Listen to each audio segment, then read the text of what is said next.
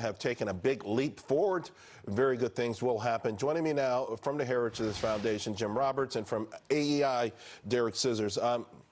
Let me start with you, Derek. Your thoughts on this, and again, we know there's a lot of moving parts.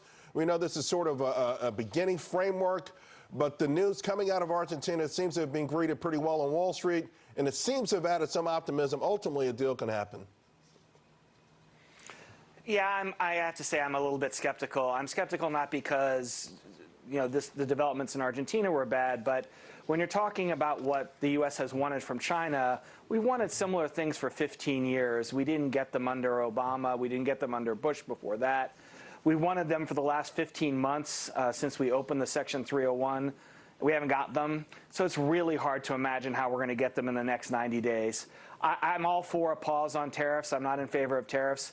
But I think the U.S. is asking China for things that the Chinese are not going to give us in 90 days or even longer.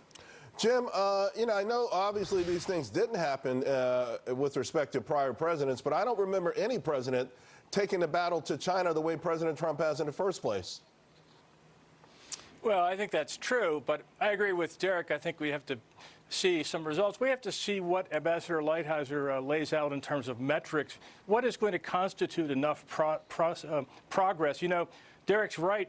I myself worked at USTR years back, and China has been on the priority watch list of the so-called Special 301 report that USTR does every year about failure to enforce intellectual property rights. And China's been on that list for a long time for patent infringement, for online piracy, coercive tech transfer, counterfeit goods, trademark violations, things like that, theft of industrial secrets. So I'd like to know what Ambassador Lighthizer is going to lay out in terms of metrics for measurable results in the next 90 days so that we can see that the progress is being made. Yeah, I mean, and let's not kid ourselves. Obviously, Lighthizer's been working on this for more than 90 days.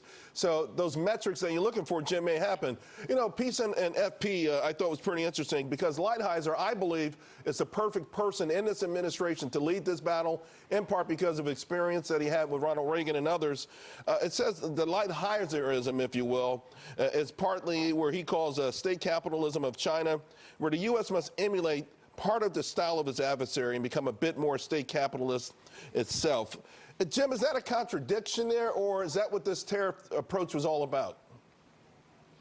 Well, of course, I wouldn't agree with that. I don't think we in the Heritage Foundation, we publish the Index of Economic Freedom. We're all about free trade and free investment, so we're not about state capitalism. But I think Ambassador Lighthizer is exactly the right guy. It's appropriate and logical since USTR has the responsibility under Section 301 of the Trade Act to take the lead on these issues. He has shown he will be a forceful proponent for the Trump administration. And I think the fact that he's been named also indicates that the administration is really getting down into the details of a deal.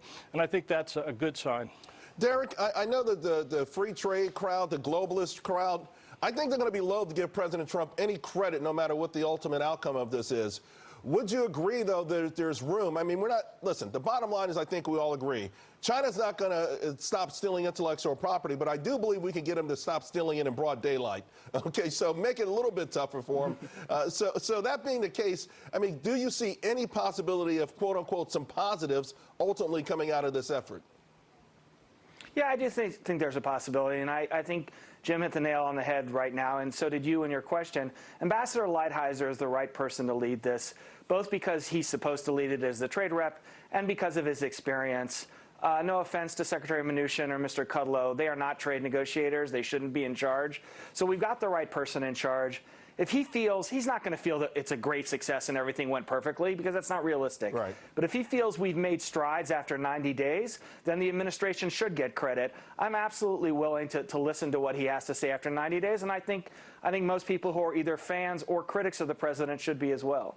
Gentlemen, thank you both very much. Appreciate your expertise on this day. It was an important one. Jim and Derek, see you soon.